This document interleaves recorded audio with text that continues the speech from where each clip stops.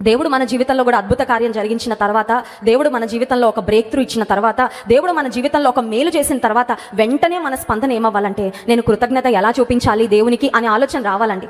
నిజంగా దేవునిలో ఉండేవారు ఖచ్చితంగా ఆలోచన కలిగి ఉంటారు. నా దీన స్థితి నుండి నేను లేవనెత్తబడ్డాను. ఇప్పుడు ఒకప్పుడు నా అప్పుల ఊబిలో నేను ఇప్పుడు లేను.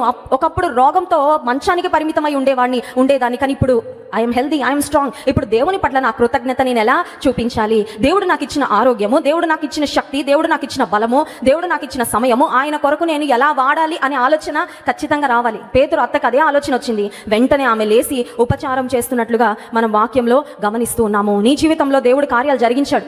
ఖచ్చితంగా ఎన్నో నువ్వు చెప్పగలవు, ఎన్నో నేను చెప్పగలవు మన జీవితంలో దేవుడు చేసిన కార్యాలు. కానీ మేలులు పొందుకున్న తర్వాత తిరిగి దేవుని ప్రజలకు మనం ఏమైనా చేస్తున్నామా, చేయట్లేదా? లేకపోతే ఇంకేం వస్తాయి, ఇంకేం పొందుకోవాలి, ఇంకా ఎలా లాభాన్ని చేకూర్చుకోవాలి, ఇంకా ఎలా నేను నా కుటుంబము పొందుకోవాలని ఆలోచిస్తున్నావా? లేదా కృతజ్ఞత నేను ఎలా చూపించాలి, కృతజ్ఞత నేను ఎలా వ్యక్తపరచాలి, దేవునికి ఎలా నేను నమ్మకస్తురాలిగా ఉండాలి, నాకు ఇచ్చిన శక్తిని, బలాన్ని, ధనాన్ని దేవుని కొరకు ఎలా వాడాలి అని మనం ఆలోచన చేస్తున్నామా? మనం ఒకసారి ఆలోచించుకో.